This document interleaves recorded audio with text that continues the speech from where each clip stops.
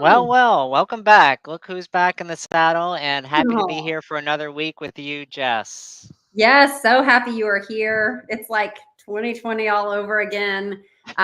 You are a little bit less dressed though than Nick. He did, elevate his style. So Yeah, I don't have the same wardrobe as Nick. I think spending all those years in industry and now yeah, as a high power consultant, he tips the scales here that I can't quite reach. yeah, we're going to talk about resale later. I don't think he's getting this wardrobe off the resale sites either. This is just full price, baby, all the way. I'll see. Like I think he is a thread up customer. We'll have to ask Okay, him about that one. all right, we're gonna see.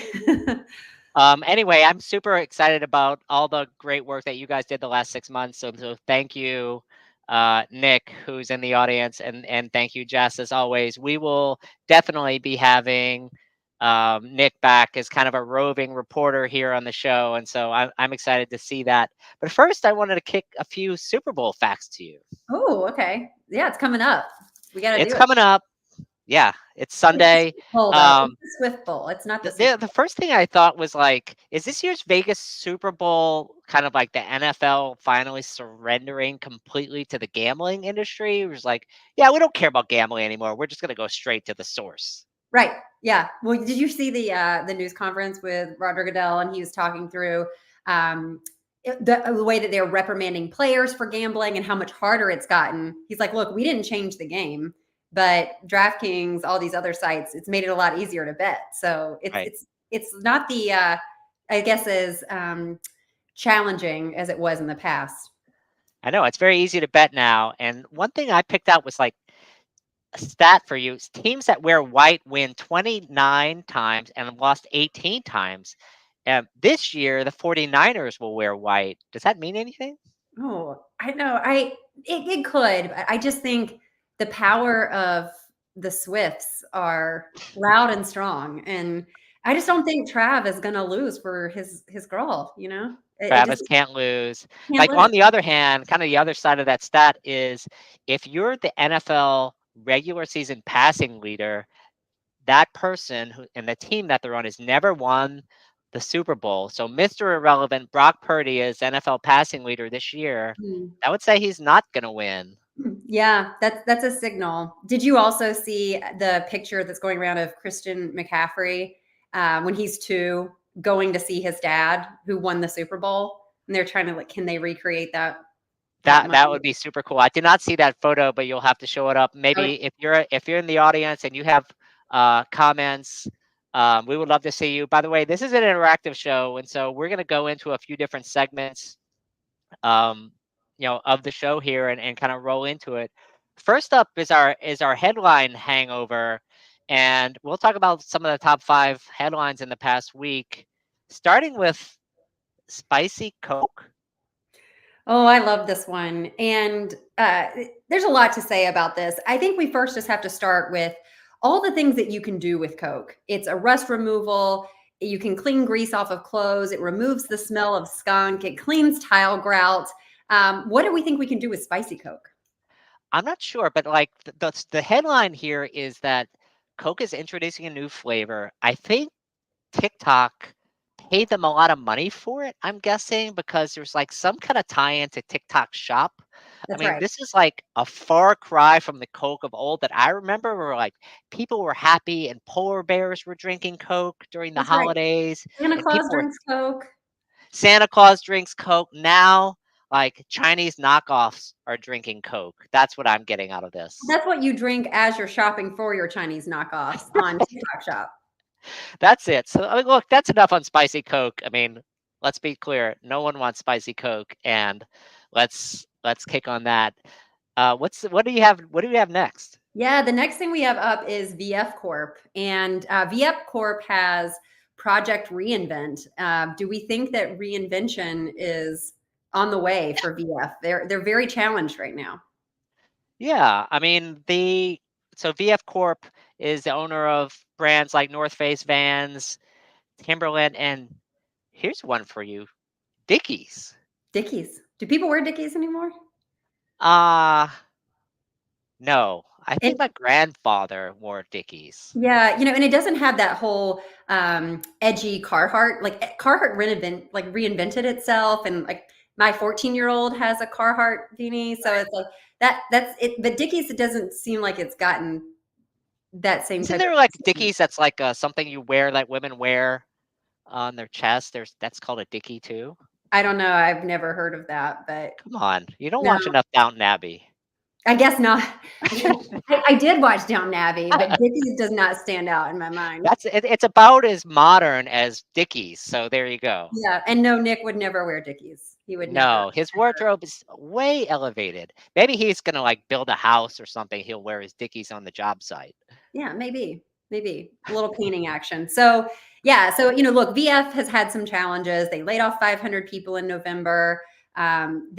They've talked about some of the pressures that brands like Vans are experiencing. North Face is propping them up as the street. It's become more streetwear, but I think they do have a lot of pressure as a business.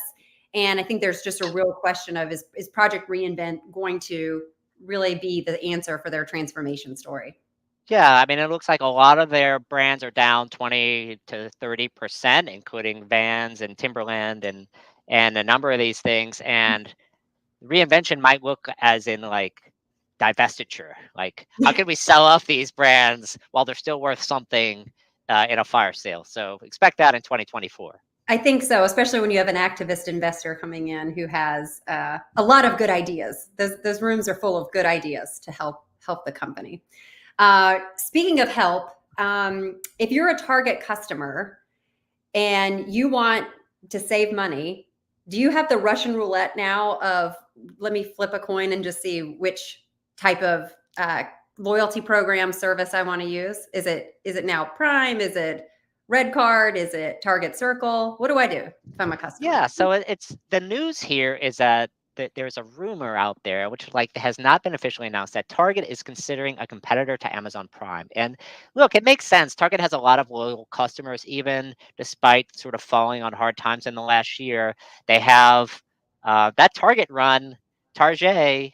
Target. It still has a lot of cachet, especially for kids. People with kids love Target, just because of the clothes are kind of great and inexpensive. My newborn is in some Target Cloud Island, which is like a cool brand Nice. for a newborn. So I'm excited about that. But the multitude of programs that Target has had for the last few years, you have Red Card, you have Target Circle, you have Shipt, you have same day pickup.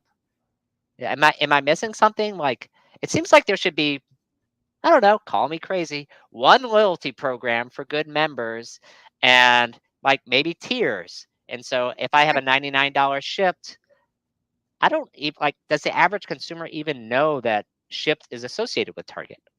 I don't think so. I mean, I'm a Target customer. I love Target.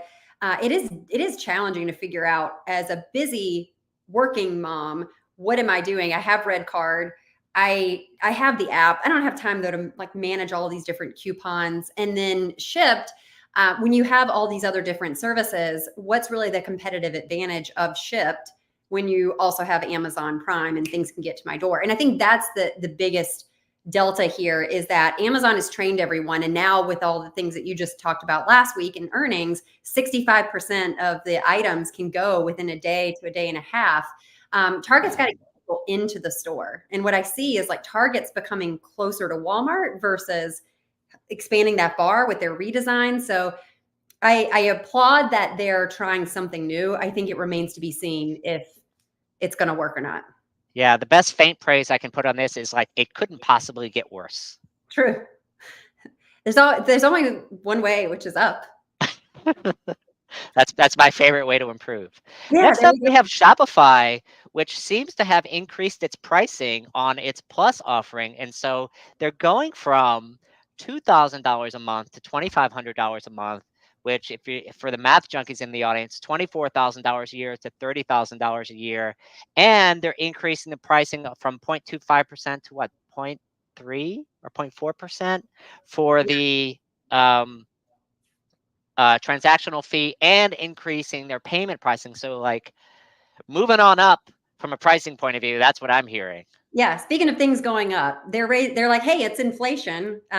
Price of eggs have gone up like 80%. Why can't we raise prices? Is this really funding what they have to do on the enterprise? So they're squeezing the mid-market? Like, what's the strategy, you think? Look, I think the strategy is financially motivated. How can we increase our gross margins? Because our subscription revenue is, you know, higher margin than our transactional revenue. That's the merchant services revenue. And so they did a repricing last year, which I kind of called like a warning shot for plus Yeah. pricing. I think it was sort of widely speculated that they've not increased plus pricing in the past 5 years, and they've added all these new features. Surely one of them is worth something, so we must be able to charge more for it.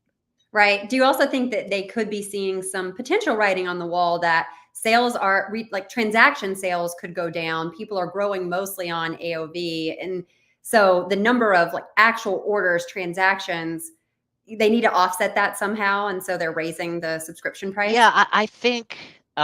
Look, to me, if you're Shopify and you're like in the mid market and or enterprise, you have two problems. Number one is like a lot of the apps that are attached to Shopify cost you like 3 and 4 times what Shopify does. And Right. so it's kind of embarrassing if as a retailer, you look at your P&L, it's like Shopify, you're like, it's like very small line item, and then like Klaviyo, and then like your paid media and in your agencies are all like, or even your subscription vendor is a huge number, and Shopify is like a much smaller number. And so to me, that's one problem they have. And second is, particularly as they go up market, I would say into the upper mid market, like enterprise, I think they have separate pricing.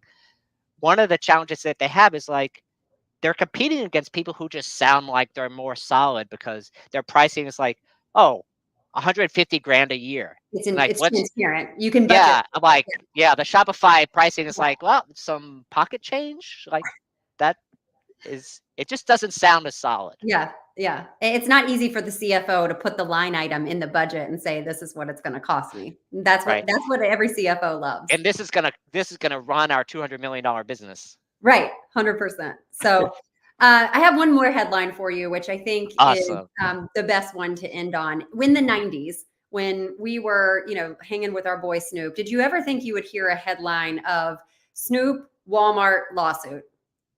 Could you have called No, no, I would say like this sounds like a promotion for the Friday after next, like Up in that? Yeah, Smoke or after something. next. Right. Yeah. Yeah. So here's the story. Snoop Dogg and Dr. Dre actually are suing Walmart because the cereal that Snoop has spearheaded, and they're also suing Post. So we should add that like wholesome name brand in there. They are accusing them basically of keeping Snoop's cereal in the back stock of the store, not putting it out on the shelves, not marketing it. So do you think there's any merit here? Oh, do I think there's merit? Like I was gonna stock the shelves and then I got high. That's kind of like what comes down here. Like you can sing along in the audience, like if you have something you can contribute here. Yeah. So that'll be pretty interesting to see what the fallout is. And I don't think if you're Walmart, you want to piss off Snoop. No, 100%. I think Snoop and his already army of followers, including kind of like on the rap side and then the promotional side. Walmart doesn't want to mess with that. No. And if you Um, mess with Snoop, you mess with Martha. I mean, come on. You don't want that Mar- tag team on your ass. yeah, Martha's You're she a is a boss. prison. She's a prison shank. She learned that You're a stuff in boss. prison. Yeah. So, all right. I think we have wrapped now on the headline hangover. You guys let us know if there's anything you think we missed.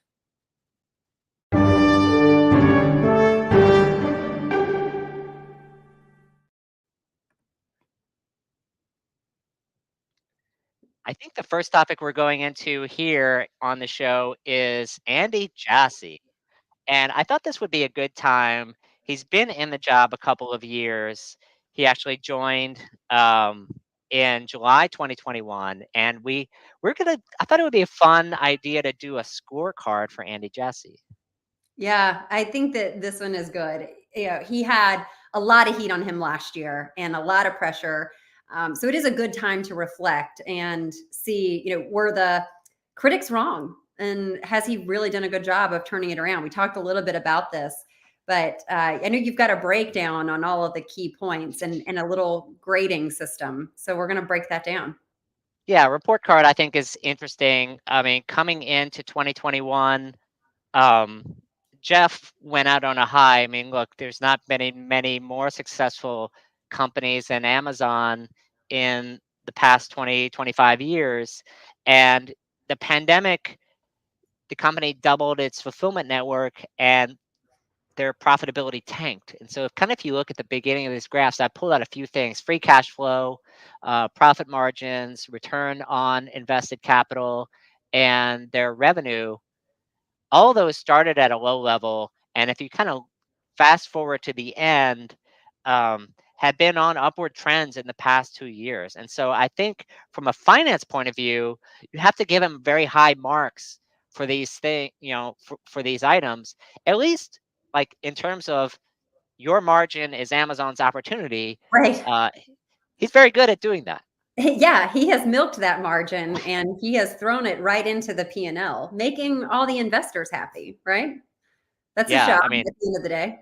well, I remember like the line from "There Will Be Blood." Do you remember that movie? Yes, I do. Yeah, he's drinking your milkshake. That's what he's doing. Yes, he is.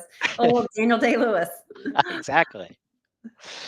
So I think on the financial side, that's a good review of those items.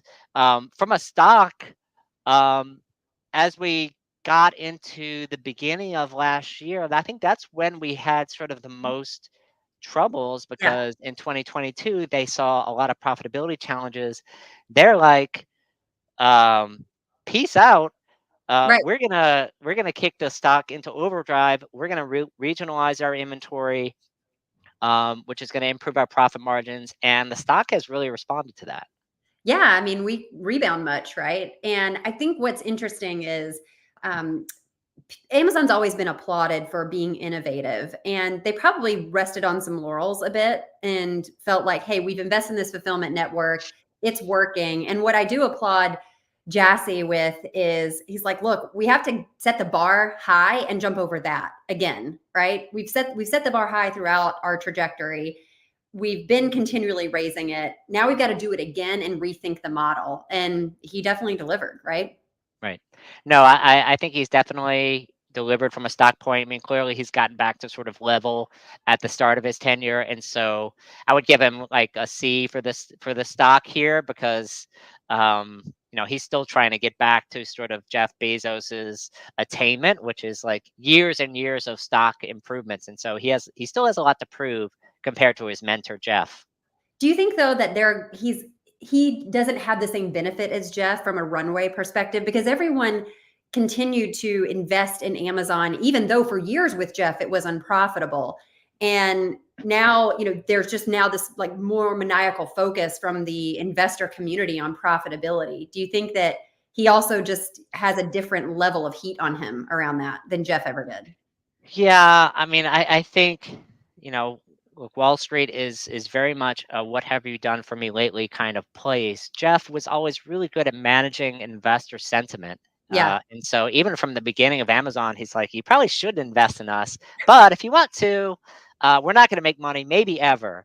And so when they finally started making money, especially when they got into AWS and fulfillment, investors were super happy about that. And so I think more recently, Andy has had chance to put his stamp on things, which, look, he was one of the key. He led the founding of AWS, which is where yeah, Amazon made all of its money, and yeah. now he's trying to apply that logic to the rest of the business. So do you think that we can move from a Bezos era to a Jassy era officially, where he can start to make his own name, pave his own way? I think so. I mean, look, some of those ways are frankly questionable. Like, he is trying to compete with Elon in launching satellites, so it's a little bit questionable to see how they're going to monetize that. Um, does Amazon, I just recently saw this week that Sam Altman was going to try and raise, Yeah, get this number, $7 trillion to go after AI. that's Even right. Amazon doesn't have $7 trillion. And Yeah. so are they going to compete in a serious way in AI? I think that's a question to ask. And then can we talk about grocery for a second? Where are the Yes. Amazon grocery stores? Yeah, they gone. They're not Wah, here. wah. It's funny. It's almost like, are they throwing in the towel on grocery, or is it just a not right now because we got to get the other house in order? Yeah, I mean, I counted, I did a word analysis. I used Mm, AI to do a word analysis on the okay. earnings call, and I counted the instances of grocery, and the number was 0. Yikes. And so I think investors have given up on grocery. Amazon has a famous phrase that they're willing to be willing to be misunderstood for a long time. And so I think in this case, it's like the willingness to be very, very misunderstood, because no one in hell can figure out what exactly they're doing in grocery. Yeah. And what about healthcare? Like, is healthcare going to lead them to the promised land? Uh, Look, there are things to really like about healthcare. Number one is we're all getting older. Point I'm one. sorry. Point two is healthcare service is terrible. Right. So it's And a low so, bar. yeah, it's a very low bar to jump over. Like Yeah. last time I was in a doctor's office, I had to fill out a forms. If my healthcare ran like my Amazon Subscribe and Save, then I would be much happier. And Yes. then three, it's a high margin business where someone else pays, i.e., your insurance company. And Right. so, if you can get an Amazon level experience, then that's great. What's the big problem with Amazon's healthcare strategy? There's no brick and mortar. Like where you walk it, there's no Amazon to walk into, and so Walmart is potentially better positioned there. Yeah, 100%. I mean, you're not going in Whole Foods to get your flu shot. It's just not happening. Oh my gosh, it's an organic flu shot if you get it. It is. They probably don't allow vaccines in there, so Yeah, it's like a placebo. I mean, right. it's like the FLEW shot, not the flu shot. Yes. Yeah, so I think we've got the final scorecard queued up if we wanna throw it up and have you run it down. Yeah, I mean, the grocery, look, most certainly is an F, maybe even an F minus. That we're going to go there. I think retail has gone from a B to an A, and I think that's the profitability point of view. Grocery, look, it was a no-show in 2021. AWS is moving in the right direction. I wouldn't quite give it an A yet, Okay. um, because last year a lot of retailers took their workloads off the clouds, and which is basically Amazon's code word for saying they lost a lot of business. Right. But what they said in the last earnings was that's starting to stop, and people are putting new workloads on the cloud again. And so I think by the end of 2024, maybe this will turn into an A. But right now, I'm a little cautious on it. All right. All right. Well, it'll be one to watch. I think the last thing is we didn't cover this in the headlines, but uh, they have to be watching Temu, Shein, some of these other places, right? I mean, Temu's just setting up shop right in Amazon territory, opening up offices. What do you think about adding in the future competitive pressure and thwarting competition? Yeah, I think competitive pressure is definitely something that Amazon is concerned about. One of the interesting tidbits I took out of Amazon's last earnings call was a quote by Andy Jassy, who said, "It's very easy to add low price selection. It's very hard to make money from it," was kind of Sure. the gist of what he said. And in order to do that, they need to lower their cost to serve. And Yep. so famously, Shein and Temu, all that junk is Chinese. Let's just call it what it is. And it's all sitting in one place in China, like right next to the manufacturers who aren't making that stuff until more or less someone places an order. And Right. so the supply chain can't get any more efficient. Right. Meanwhile, Amazon, a lot of their suppliers are Chinese, but they have to ship it over to the US and they have to put it in the right inventory facility and it has to be next. And so Yep. it's just different business. Yeah. Yep. For sure. I think they're positioned to win. And then we're going to go into our next topic from here, which is who else is positioned to win. And you guys, it's Taylor Swift. It's the Swiftonomics of the Swift Bowl. And there's some really good stuff to unpack here. I'm a fan at the end of the day because, first of all, let's just give her props. She's a bad ass business person, super smart. And I think people credit her with driving this huge volume of new viewership in the NFL. And it is true, but let's not forget that 46% of viewers for in the NFL have been women. Supposedly that has bumped up to 50%. So for sure, she's had an impact. Viewership for NFL games have increased by more than 2 million since her first game appearance. And when you get to the Super Bowl and the impact for advertisers, given that 85% of all purchasing power is controlled or influenced by women, this is a big deal. And so it'll be kind of interesting to see how does the Swiftonomics impact translate to actual sales, which the NRF anticipates to be 17.3 billion of spend. Yeah, I think even Trevor Noah made a joke about Swift in the Grammys saying, the areas around Taylor Swift were increasing in value as she was walking across the room because she walked into the room while he was doing his monologue. Yeah, that's pretty amazing. I mean, it is extremely interesting to see too some new advertisers coming to the mix for the Super Bowl for the first time. Dove isn't new to the Super Bowl, but they are new in terms of coming back over the past couple of years. You have a new cosmetics brand, or not new cosmetics brand, but ELF did ELF did regional ads around the Super Bowl. This year they're going all in. Actually also smartly partnering with Suits, which had this huge resurgence on Netflix. So there's a new Suits season coming out. No Meghan Markle though. No. So it's RIP to Megs. I think she's going to do a little guest appearance. I really she can't resist. My wife will love that. She'll have to tune in. Yes, exactly. So here's kind of what we're looking at, you guys. When we look at from a year-over-year perspective, the interest in not only the Super Bowl, the commercials, the halftime show. I mean, I don't know any retailer or brand that wouldn't love to see triple-digit growth like this. And we don't see a lot of 100+% year over year. But Negative. This is truly the impact of Taylor Swift and not only generating interest in the Super Bowl itself, but all the other aspects that go. And there's even new bets from a gambling perspective, tied to Taylor Swift and her activities. And then there's even one like will Trav, propose at the end. So what do you guys think? I look over under. I go with the under. I think he could do it. It's possible. Like, look, if you're this close to Taylor Swift, like you gotta lock that shit down. That's what I'm saying. 100%. I mean, come on, lock it down, Trav. Go for the big moment.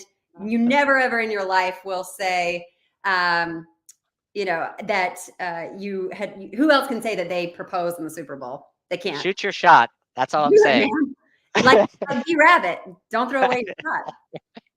Yeah, and look, the NFL has been super happy that Taylor Swift is involved there. Even her Chiefs her custom Chiefs puffer jacket went viral, the other week. And I think the commercials should be fun this year. As a result, I think we'll see a lot of Taylor references. I imagine. And we got a whole new crew of people in Tokyo cheering for the Chiefs. So it's it truly is a phenomenon. I mean, it's insane. So we have one audience question that I think we want to come back to, which is why the F on grocery, Rick? Someone missed that. So I think we want to bring it back. Wow, F- on grocery. I mean, the question is look, Amazon has shut down more grocery stores than it's opened, particularly in the fresh line. A lot of them, they stood up. Even some, like I have family outside of Arlington Heights, they opened the store and then they promptly shut it down. And so no one knows why. Why would I go into a Amazon Fresh versus a Whole Foods? Why would I go into an Amazon Fresh versus Aldi's, by the way, which is doing great? Kroger is still huge. By the way, Walmart is the king of grocery. And so Amazon has a lot of grocery products online. In fact, the biggest selection of mostly non-perishable goods that you can buy anywhere. I get so many sort of grocery type items from Amazon. But in terms of walking into a store, why do I need an Amazon Fresh? Yeah. What's the value proposition they're going to give us versus anything else that's in market? And when you start actually putting real estate on the ground, and you've got now leases and fixed income and or fixed expense and capex like tied to standing up all these stores. Yes, they've done it on the fulfillment side, but look how hard that was and how unprofitable they were to get to that journey. I think who wants to take that on? Andy Jassy wants to take it on, but we're not sure why. That's the problem. Not sure why, so that's why it's an F minus. Exactly. That's So, why it's an F minus. yeah. So we're also wanted to talk about resale because there's been a lot of headlines, and resale is everywhere.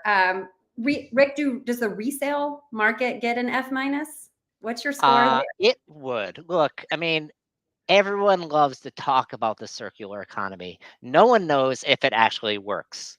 Like here's where like I view the resale economy. Like what's the resale economy? It's like Rent the Runway. Like, is that company going to be in business next year? And how more circular you can get from that? Number one. Number Right. two is like the best resale company ever, I think, or the circular economy company ever is actually what? Facebook groups. Didn't Yeah. expect me to say that, did you? Right? Like, I didn't expect you to say that, but take your crap off of my porch, and please don't kill me while you drop it off. yeah, that's like there's this meme that goes around where there's a guy and he's clearly in his pajamas and like some puffer jacket, and he's in this parking lot, and he's like, here I am sitting with this like to make $5, and I may or may not get killed, right? Like just because my wife sold something on Facebook Marketplace to make money. So 100%. yes, you have brought back a retro, but it's a good one. And I think that the interesting thing about resale is you have companies that are trying to take ownership of what they say is their supply chain, like New Balance, and they've just launched resale. You have standalone companies like ThreadUp, RealReal that have kind of made or created industries around it.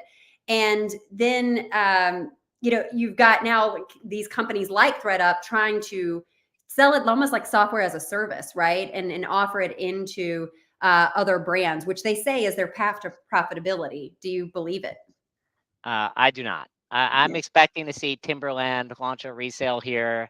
Actually, I think they did, and it's not going to help save them. I mean, the company is still declining. I mean, to me, I look at it like a resale like this. Seems like a great idea. 25 years ago, I started recycling and like cutting up the things for the whales that in the fish get caught, and when the plastic goes in the ocean. And I just learned this year that plastic recycling doesn't work. And so Oh, this is like I've been sad. even I'm still like, I don't care. I just want to keep doing it, right? And it makes me feel good. Makes And you I think feel the better to put things in that blue bin. 100%. I think the resale platforms are this way. Like, it makes consumers feel well. Perhaps it gives a way to like make their CFO feel a little bit better that they're not giving absolutely every stick of inventory to TJ Maxx and jobbers. Yeah. But the percentage of that inventory that's going to go to these resale platforms is very small because you have to hold on to the cash while it's there. Yeah. Look, I mean, I get it. Like I think that for also some of these brands, very like high end luxury brands, you've got Louis Vuitton and Chanel and others. They've raised their prices significantly, both in 2021, 2022. And so the thought process is, well, it's going to push more people to resale platforms because that's the gateway to getting hooked on the Chanel, the Chanel fix. But I think we're back into these like cash cramped consumer industry or consumer like economic environment. And so are people really going to be spending in that way? And do they even feel like they need, even at a resale value, is it worth it to them? Yeah, I think consumers have a lot of questions to answer here. I'm not sold on it. ThreadUp, and some of these companies, are they going to be in business? Rent the Runway, are they going to be in business?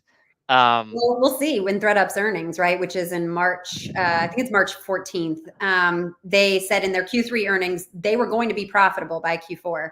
So it'll be interesting to watch if that actually materializes and comes to fruition.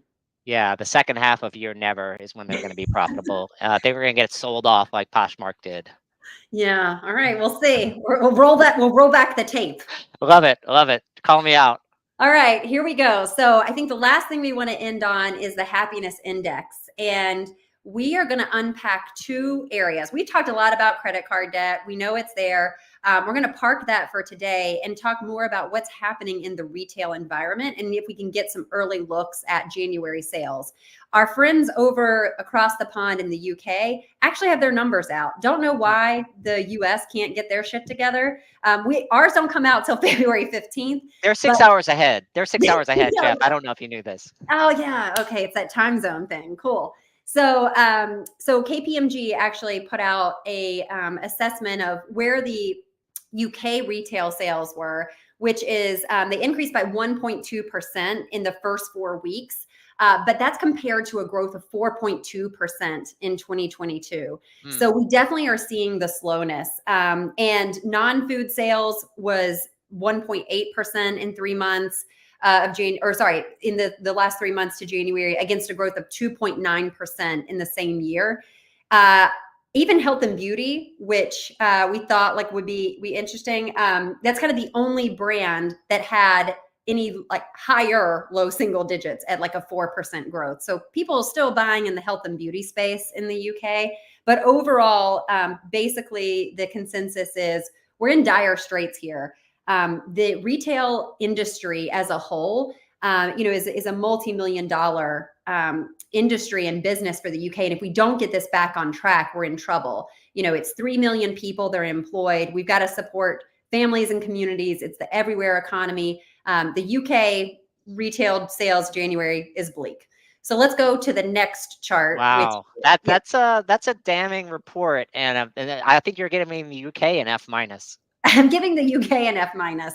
And let's kind of look at what some early credit card data is. Now, this is the United States Bureau of Economic Analysis, and they do their best to mine early credit card data from Fiserv, which is kind of the earliest indicator I can see so far of what's happening in January. I will caveat this. It's a proxy because that's what they say on the BEA site.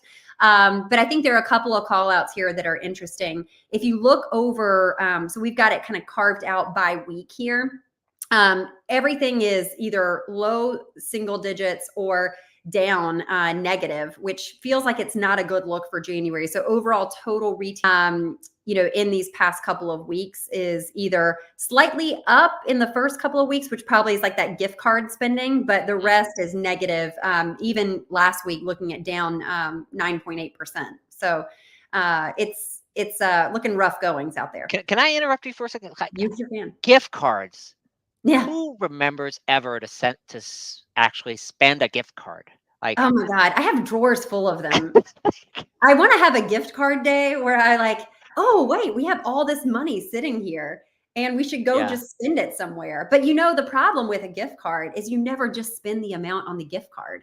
You always end up spending over, and that's how they get you. Yeah, recently I've been like using Rise or whatever, just like, I just want to get some money for this card because I'm never literally going to use it. Yeah, 100%. I found one that I actually literally let expire, and I felt like an ass clown. It's like money, it's just sitting there. I know. It's rough going. And then I think, another interesting stat is the NRF is predicting there's going to be a further 25.8 billion spent on and around Valentine's Day. I don't know who's spending it. I feel like I love that the NRF is like pioneering and really trying for the industry, but I feel like they put out these stats and it's like trying to give people hope that that things are coming back. But like Peter just blew it out in Q4. Like, why are they going to spend on Valentine's and what are they buying? Valentine's is the one holiday you must spend money on, and so that is this is the one holiday where these poor guys who are trying to buy. We said that men are the worst shoppers. We had that on an earlier show, we did. And so that is an established fact. Meanwhile, they know they have to do it, and so people are going to spend money. It's going to go under the radar. They're going to put it on buy now, pay later, or something, couch money. Anywhere they're going to find money that doesn't show up on the credit card bill. Maybe they're going to use their gift cards. Gift cards. Yeah, they're going to go on Rise and just get 50 cents on the dollar for those used gift cards. 100%. Well, okay. So we've established, maybe I'm just like kind of one of those, I don't know. Valentine's isn't a big deal to me. If like Brian gets me a card, I'm like, cool, appreciate it.